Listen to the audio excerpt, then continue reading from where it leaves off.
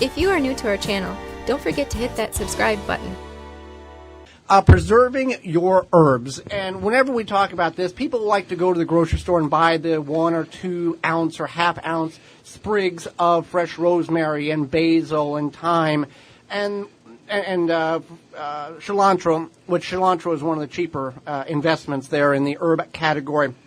But if we're growing these at home or we can get them for a much more affordable price at the farmer's market in a bundle or in a group, or if we have a friend who has a shrubbery of herbs, which doesn't take much to create, we can preserve these herbs, dry them, preserve them, so we have them all winter long.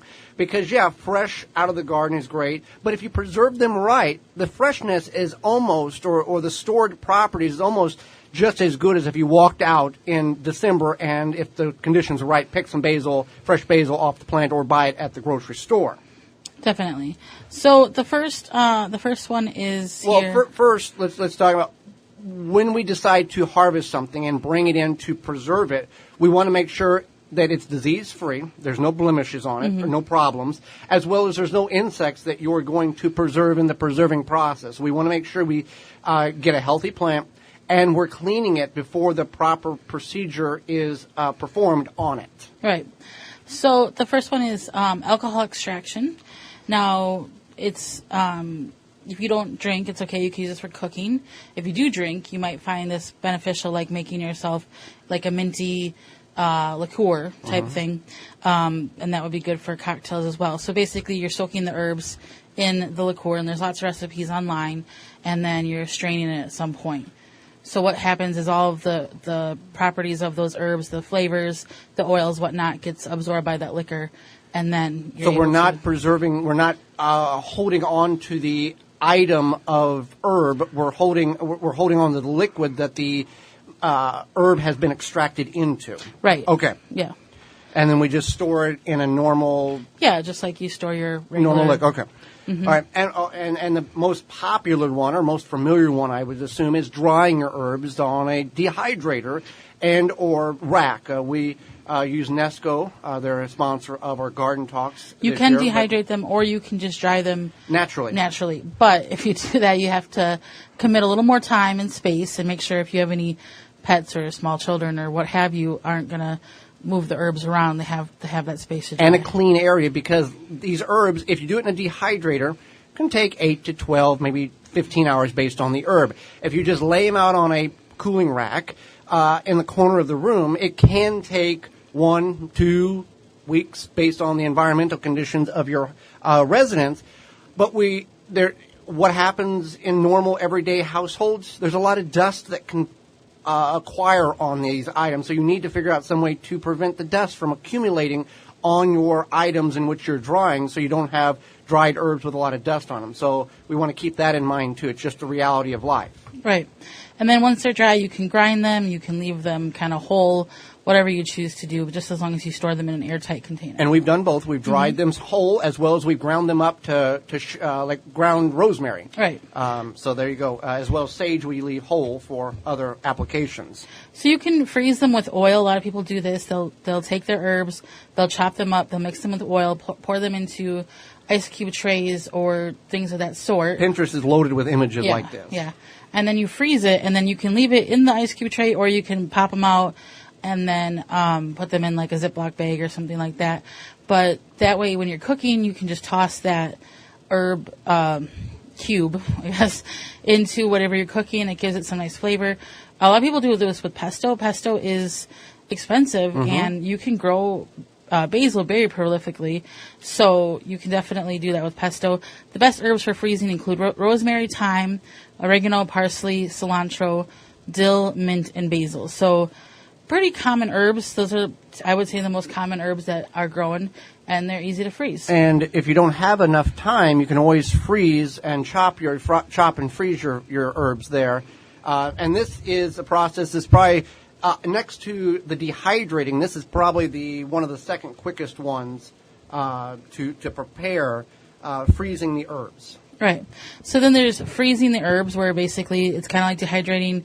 In a sense, you're going to put them on a flat tray, like a cookie sheet. Okay, so we're not like bagging them up and throwing them in the freezer. No. Okay, So you have to. It's called flash freezing typically.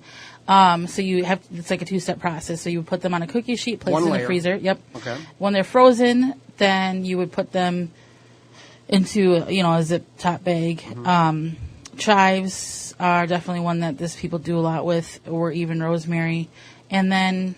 Yeah, you're cutting down on prep time later if you freeze them chopped. So we want to clean them first and then dry them off, so when we put them in the freezer, they're not having a film of water that's locking up. Right, just kind of pat them dry, Okay. Yeah.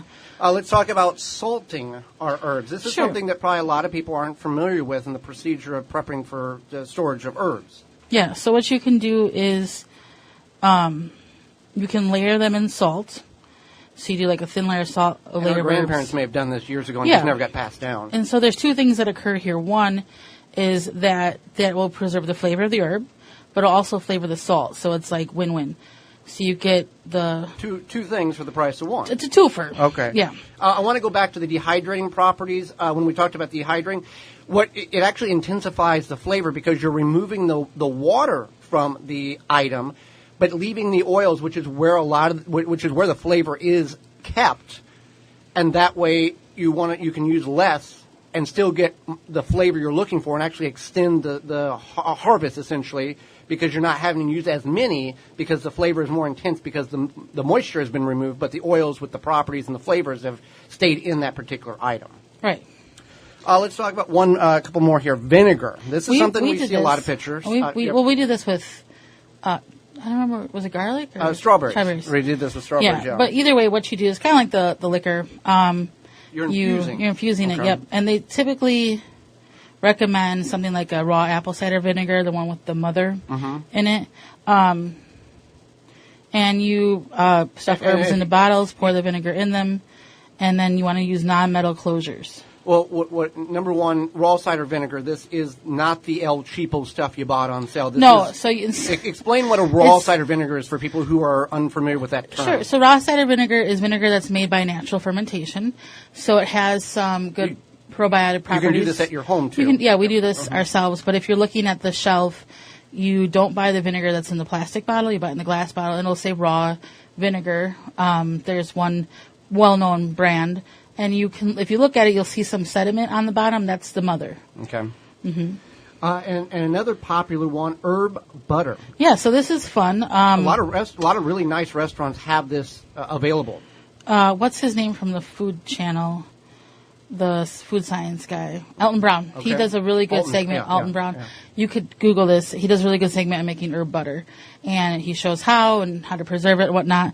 And it's really cool. It'll store for months in the freezer. And there's no wrong herb you can put in butter. If you like the herb and you do it according to the instructions, you can put whatever basil, rosemary, thyme, whatever you want in it. We did this. We actually made our own. Or we did mayonnaise. We made our own mayonnaise. Yeah. Added herbs, and then I remember we made BLTs and like a few other sandwiches with it, and it was amazing. We infused the herbs in the mayonnaise and did it that way. And essentially all it is chopped up particles of the herb mixed amongst the main item, which is the mayonnaise or the butter. Right. So you get a little bit of everything. And herbed oil. So this is the same concept of the herbed frozen oils, but you're leaving it on the shelf. Shelf-stable? Shelf-stable. Okay. You'll see these at like fancy grocery stores already where you can buy them. You can do this yourself. Buy the oil, get the herbs, do it yourself. And save money on the end. Save money. You can add garlic, lots of stuff. If you use Pinterest, you can find all sorts of ideas for these herbs. Warning about Pinterest, just because the image looks cute doesn't always mean the story behind the image is true. There's some fictitious imagery just to get clicks and likes and saves. So just be aware of what you're looking at. If it seems too good to be true, it's probably just for the clickbait aspect of the program or the website. For sure, yeah. And you can, so a lot of the stuff people are, do I have an investment here? What do I need? A lot of the stuff you already have. You may not have a dehydrator, but maybe you're like, this is something I want to pursue, you can definitely invest in one.